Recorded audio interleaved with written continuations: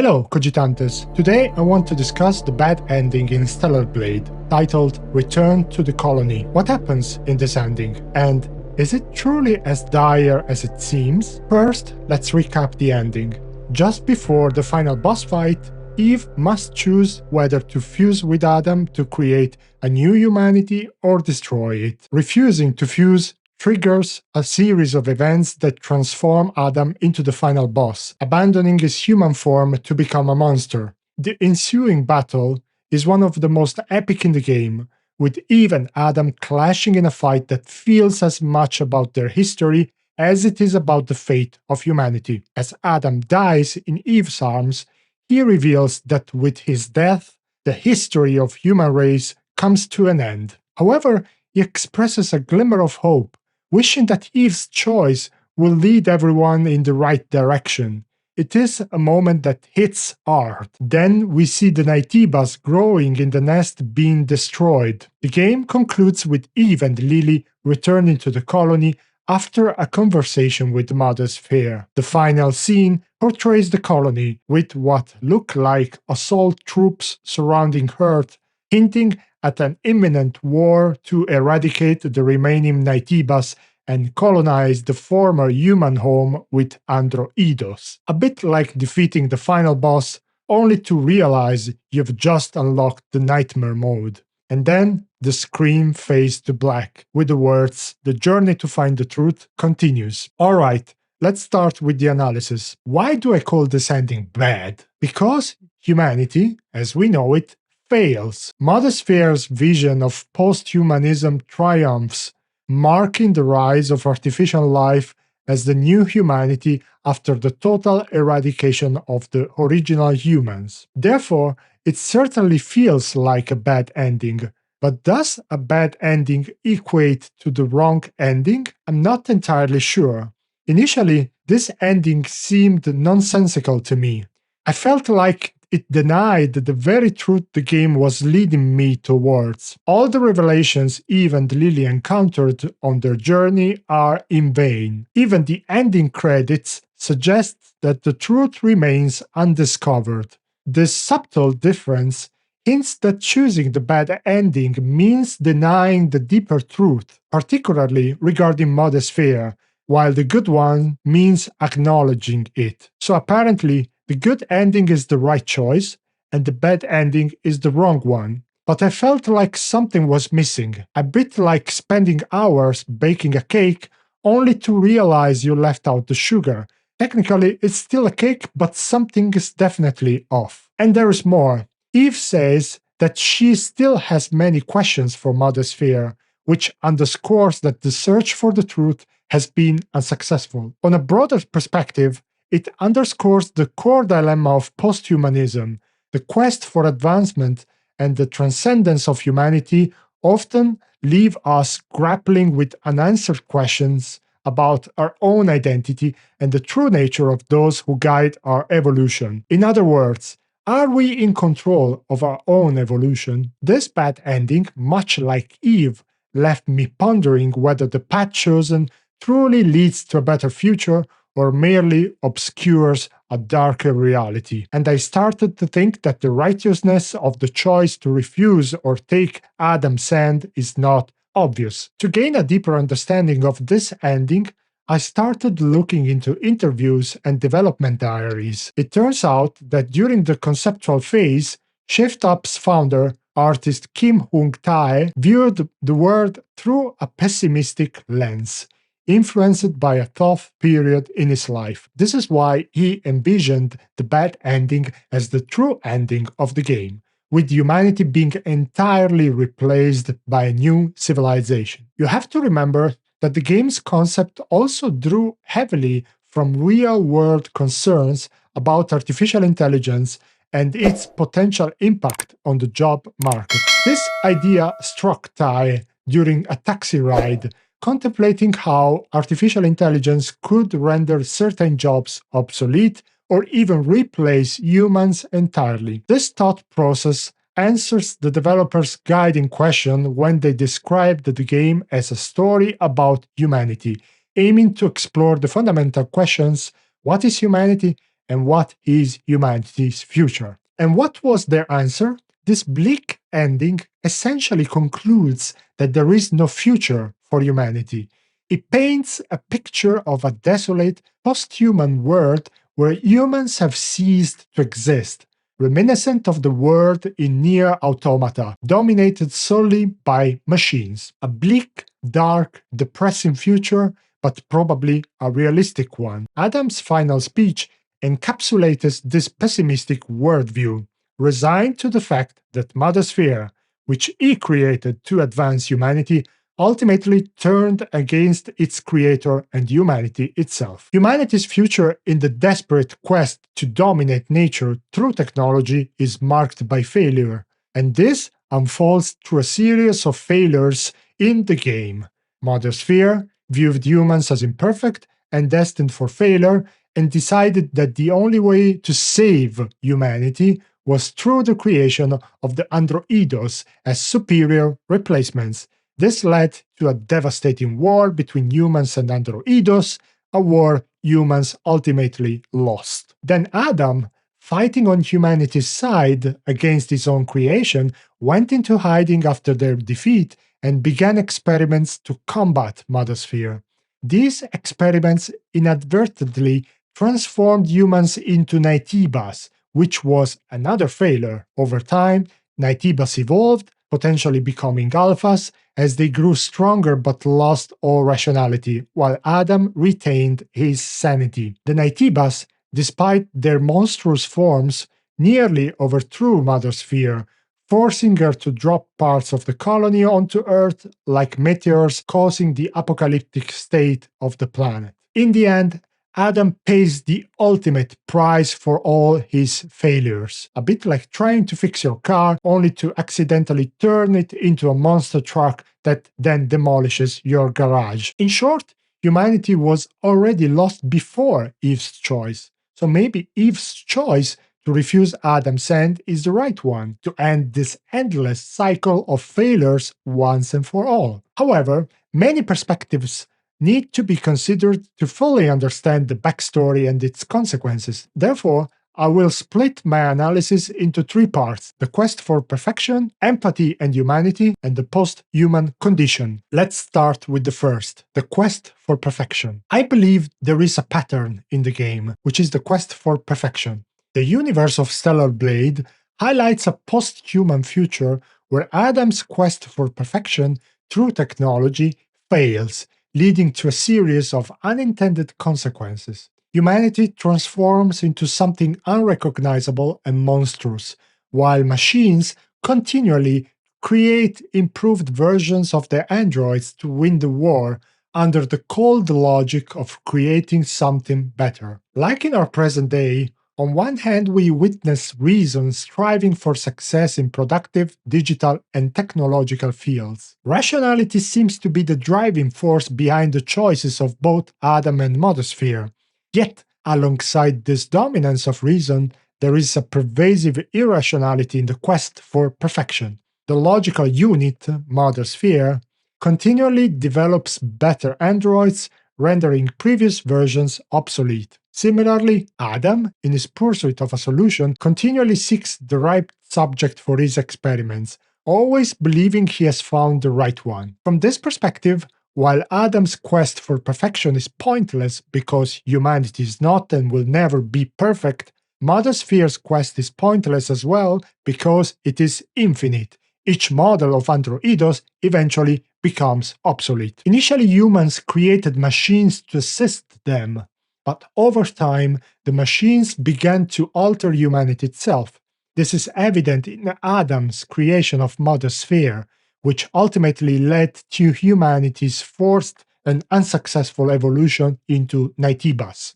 This process left only one successfully evolved human on Earth, so while there is an illusion of saving humanity in the end, in reality, the narrative already operates within post-human terms. In the game, there are two paths to human transcendence. The first is through the Naitiba, a grotesque evolution that embodies the worst aspects of humanity, resulting in a primitive, savage state, with Adam being the rare exception. This transformation represents a post-human future where the essence of humanity is lost and experiments give rise to beings more monstrous than human. The second path is a world dominated by machines. In other words, the choice isn't simply between man and machine, but between dying as a species or losing humanity in the pursuit of endless technological advancement. The game suggests that humanity, as we know, cannot be saved. Instead, it presents an ambiguous choice: embrace a monstrous primitive evolution or succumb to a cold, machine-dominated future. So if we think in these terms, there is no good ending. Then which one is better, or which one is more human? To understand this, we have to move to the next part of the analysis and talk about empathy and humanity. We have explored a dark and pessimistic worldview, but there is hope, and I will tell you why. As long as small bits of humanity are preserved, they must be cherished and not forsaken. Literature helps us understand this. There is a fundamental distinction between man and machine that can be found throughout the literature from which the game draws inspiration, like Alita, Battle Angel, and 80s and 90s sci-fi movies. So I started delving into Philip Dick's work, where he initially included these themes almost unconsciously. Over time, he began to think more deeply about them, in particular in a 1976 text entitled Man, Android, and Machine. He wrote, "Within the universe there exist fierce cold things, which I have given the name machines to. Their behavior frightens me, especially if it imitates human behavior so well that I get the uncomfortable sense that these things are trying to pass themselves off as humans but are not. I call them androids, which is my own way of using that word. By android, I do not mean a sincere attempt to create in the laboratory a human being. I mean a thing somehow generated to deceive us in a cruel way, to cause us to think it to be one of ourselves. Made in a laboratory, that aspect is not meaningful to me. The entire universe is one vast laboratory, and out of it come sly and cruel entities which smile as they reach out to shake hands. But their handshake is the grip of death, and their smile has the coldness of the grave. These creatures are among us, although morphologically they do not differ from us. We must not posit a difference of essence, but a difference of behavior. In my science fiction, I write about them constantly. Sometimes they themselves do not know they are androids. They can be absolutely born of a human womb. Dick's words highlight the eerie intersection of human and machine, emphasizing the behavioral differences rather than physical ones. Dick describes machines as entities that mimic human behavior, evoking fear by attempting to pass as humans, what he calls androids. These androids are deceptive, behaving like humans but differing fundamentally in essence. Dick's works suggest that androids might not even realize their nature, so physiological data alone cannot define humanity. Concepts like soul or freedom are crucial. The difference is that machines are means and humans are ends. What does this mean? First of all, humans or machines can also become mere means, either voluntarily or through oppression. Political or military power can dehumanize individuals, like Orwell's Big Brother, but Dick believes rebellion and unpredictability prevent true transformation into androids. He trusts in the resilience of youth against such control. Additionally, he notes that drugs can also dehumanize individuals, creating a reified world lacking communication and exceptions, much like that of the androids. Second, androids, unlike humans, make no exceptions in their behavior. Dick illustrates this with a pigeon trained to identify defective parts on an assembly line, continuing its task even without rewards. An android would act similarly, while a human might change behavior due to hunger or boredom. Androids would follow their programming to the point of death. In contrast, Eve from Stellar Blade can make exceptions, hinting at her humanity, but it is unclear if her ability to betray was pre-programmed by Mother's fear. So how do we distinguish humans from androids? The answer is empathy.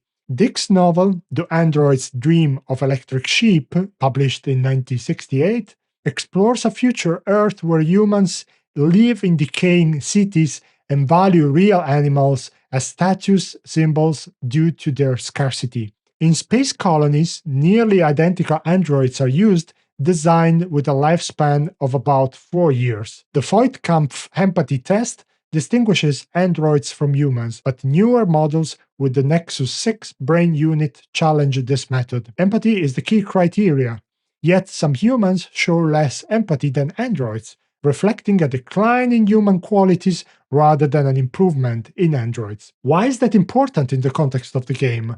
If we read the game through the lens of empathy, everything makes more sense. Why did Adam choose Eve over Raven? Likely because Eve displayed more empathy. Both Eve and Raven are androids, but empathy is crucial for creating the descendant of humanity. Whether Eve's empathy is programmed or inherent, it's preferable. So there are two possibilities to explain Eve's final choice. The first is that Adam's union with Eve grants her free will. Prior to their union, Eve followed her programming, which might include decision-making freedom. Adam chose her because she had the best programming, closest to human feelings, and throughout the game, Eve is controlled by the player, reflecting her programming.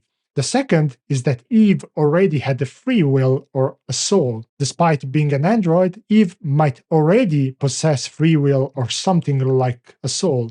Adam chose her for her greater empathy compared to Raven and other candidates. In both scenarios, empathy is the key factor.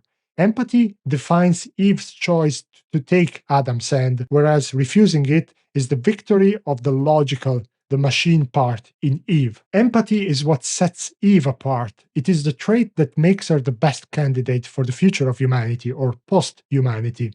Empathy allows Eve to connect with others, to make exceptions, to act beyond mere programming. This mirrors Philip Dick's exploration of humanity and androids, where empathy is the ultimate test of being human. As soon as she empathizes with Adam, she shows herself to be human and worthy of succeeding humanity. The last part of my analysis is on the posthuman condition, which characterizes the game regardless of the choice you make, but embraces its darker consequences in the bad ending. There remains a contradiction that we have scratched at in this analysis.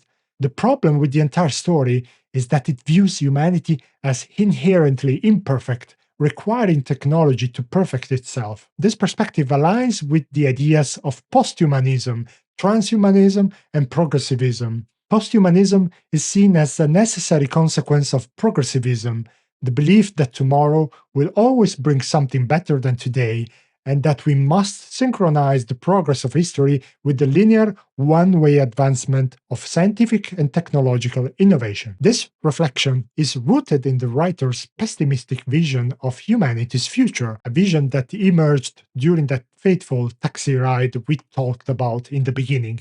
Like our era, the game envisions a future in post-terms: post-metaphysical, post-theological, post-modern, and now posthuman. It is a notion that humanity itself is becoming outdated, a recurring theme in the 20th century philosophy. One philosopher who prophetically focused on this theme was the German Günther Anders. Influenced by the 20th century debate on technology, Anders wrote The Obsolescence of Man, arguing that humans are increasingly becoming antiquated compared to their technical creations. Anders highlighted the growing gap between humans and their achievements, where humans lag behind their own products and end up being dominated by them, becoming mere toys in the hands of technology. Anders also noted that we have the concrete tools to practically remedy the natural imperfections of our condition. But for technology, there are no limits other than those of feasibility, which are overcome from time to time, much like Mother Sphere does with its models. Is there no longer physis, the nature of the Greeks as a limit within things themselves? Is there no longer the god of the Christians as an omnipotent limit for humanity? No, There is simply the unlimited self-empowering will that has provisional limits, which are overcome from time to time in the name of immeasurable growth. The paradox lies here. Technical rationality grows out of all proportion, while value-based rationality disappears. We can account for everything with the technical precision, but the great questions of value remain unanswered. Rationality according to means dominates, while rationality according to value vanishes. This is a paradox within the game, making humanity itself secondary. I believe that this post-human condition is reflected in both endings, but more clearly in Return to the Colony.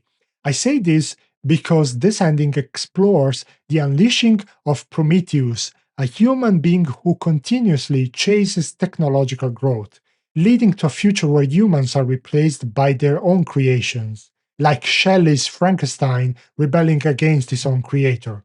This narrative highlights the existential risks of losing our essence in the relentless pursuit of progress, embodying the core themes of posthumanism and questioning the true cost of our technological advancements. It is a realistic scenario, one that says that controlling technology to overcome the limitations of human nature is only an illusion, in which, to use Heidegger's terms, we become toys in the hand of the toy maker. So, is this a bad ending? What do you think?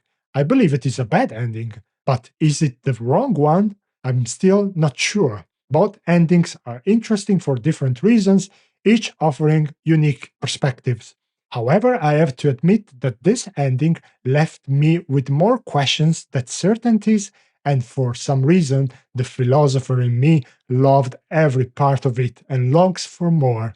Even in this case, it's also all about love. Thank you for watching. If you enjoyed this video, please like, subscribe, and leave a comment to join our small but pugnacious community of cogitantes, those who think critically and against the grain. Happy mindful gaming, and see you next time!